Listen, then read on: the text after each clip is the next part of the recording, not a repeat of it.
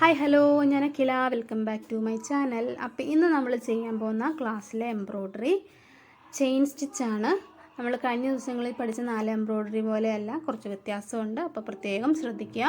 Class ആദ്യം മുതൽ അവസാനം വരെ കാണാൻ ശ്രമിക്കുക. പിന്നെ ആദ്യമായിട്ട് കാണുന്നവരാണെങ്കിൽ ചാനൽ സബ്സ്ക്രൈബ് ചെയ്യാൻ മറക്കരുത്. സബ്സ്ക്രൈബ് ചെയ്ത് കാണുകയാണെങ്കിൽ എല്ലാ വീഡിയോയും നിങ്ങൾക്ക് കിട്ടുന്നതായിരിക്കും. ഓളുന്ന ബെല്ലൈക്കണും കൂടെ അമർത്തിയേക്കണം കേട്ടോ. അപ്പം നമുക്ക് എങ്ങനെയാണ് ചെയ്യുന്നതെന്ന് നോക്കാം. ഇതേപോലെ നമ്മൾ സ്റ്റാർട്ട് ചെയ്യുമ്പോൾ ലൈൻ വരച്ചതിൽ നിന്ന് മുകളിലേക്ക് ആദ്യം കുത്തിയെടുക്കുക. എല്ലാത്തിലും നമ്മൾ അങ്ങനെയാണ് ചെയ്യുന്നത്.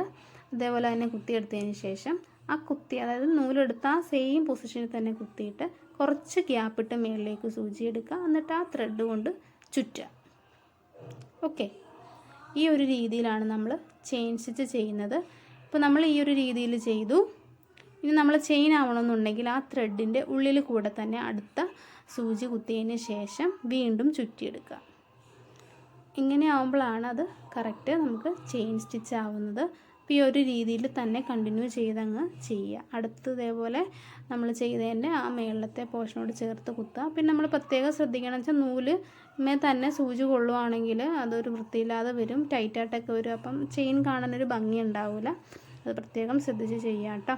അപ്പോൾ നമ്മൾ പ്രത്യേകം നല്ല നീറ്റായിട്ടൊക്കെ ചെയ്ത് പഠിക്കുകയാണെന്നുണ്ടെങ്കിൽ നല്ല രീതിയിൽ പഠിച്ചെടുക്കാൻ പറ്റുന്ന എംബ്രോയ്ഡറിയാണ്. നെക്കയിലൊക്കെ ആണെങ്കിലും ഒക്കെ നമുക്ക് നല്ല നീറ്റായിട്ട് ചെയ്തെടുക്കാൻ പറ്റുന്നത് എംബ്രോയ്ഡറിയാണ് കേട്ടോ.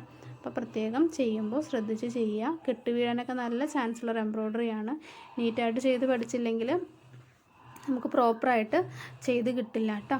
അപ്പോൾ അത് പ്രത്യേകം ശ്രദ്ധിക്കുക. ഞാനൊക്കെ ആദ്യമായിട്ട് പഠിച്ചപ്പോൾ ഇങ്ങനെയൊക്കെ തന്നെയായിരുന്നു, തെറ്റുകൾ ഒത്തിരി വന്നിട്ടുണ്ട്. ഇപ്പോൾ ചെയ്യുവാണെങ്കിലും വരാറുണ്ട്. എന്നാലും ആദ്യമൊക്കെ നമ്മൾ പഠിക്കുന്നതിന് അത്രയും വരില്ല. എന്നാലും കുറേ തവണയൊക്കെ ചെയ്ത് കഴിയുമ്പോൾ അത് പ്രോപ്പറായിട്ട് നമുക്ക് കിട്ടും കേട്ടോ. അപ്പോൾ ആ ഒരു കാര്യത്തിൽ ആരും വിഷമിക്കേണ്ട. ട്രൈ ചെയ്ത് കഴിഞ്ഞാൽ നമുക്ക് കിട്ടാത്ത കാര്യങ്ങളൊന്നുമില്ലല്ലോ. അപ്പോൾ നമ്മൾ ഈ ഒരു രീതിയിൽ കണ്ടിന്യൂ ചെയ്ത് പോവുക. അപ്പോൾ നമ്മൾ ചെയിൻ സ്റ്റിച്ച് ചെയ്യുമ്പോൾ പ്രത്യേകം ശ്രദ്ധിക്കേണ്ടത് എപ്പോഴും നൂലിന് ലെങ്ത് കുറച്ചെടുക്കാൻ പ്രത്യേകം ശ്രദ്ധിക്കുക. ഒരുപാട് ലെങ്ത് കൂട്ടിയുള്ള ത്രെഡിന് ലെങ്ത് കൂട്ടിയെടുക്കാൻ പാടില്ല. അങ്ങനെ ചെയ്യുമ്പോഴാണ് നമുക്ക് കൂടുതലും കെട്ട് വീഴുന്നത്. പിന്നെ നമ്മൾ ഇനി വരുന്ന ക്ലാസ്സുകൾ ചെയിൻ സ്റ്റിച്ചിൻ്റെ കുറേ വേരിയൻ്റ് ആയിട്ട് വരുന്ന സ്റ്റിച്ചുകളൊക്കെ നമ്മൾ പഠിക്കുന്നുണ്ട്. അപ്പോൾ അത് ഏതൊക്കെയാണെന്നുള്ളതാണ് അടുത്ത ക്ലാസ്സുകളിലൊക്കെ നമ്മൾ പഠിക്കുന്നത്. അപ്പോൾ ഞാൻ ഇന്നലത്തെ ക്ലാസ്സിൽ പറഞ്ഞിരുന്നു നാളത്തെ ക്ലാസ് നമ്മൾ ചെയിൻ സ്റ്റിച്ചാണ് പഠിക്കുന്നതെന്ന്. അപ്പോൾ നമ്മുടെ ഇന്നത്തെ ക്ലാസ് 5 6 ക്ലാസ് എങ്ങാണ്ടാണ്. അപ്പോൾ ഞാൻ ചെയ്തിരിക്കുന്ന റിലേറ്റ് ചെയ്ത് ലേറ്റസ്റ്റ് ചെയ്ത 5-6 വീഡിയോ ഒക്കെ ഞാൻ മുകളിൽ പിൻ ചെയ്ത് കൊടുത്തേക്കാം. അപ്പോൾ നിങ്ങൾക്ക് നോക്കി മനസ്സിലാക്കാം. ഓരോ എംബ്രോയ്ഡറി വെച്ചാണ് പഠിപ്പിക്കുന്നത്. അപ്പോൾ പഠിക്കാൻ വളരെ എളുപ്പമായിരിക്കും കേട്ടോ. അപ്പം ഒന്ന് ട്രൈ ചെയ്ത് നോക്കുക. പ്രാക്ടീസ് ചെയ്ത് കഴിഞ്ഞാൽ നമുക്ക് എന്തായാലും നീറ്റായിട്ട് പഠിച്ചെടുക്കാൻ പറ്റും.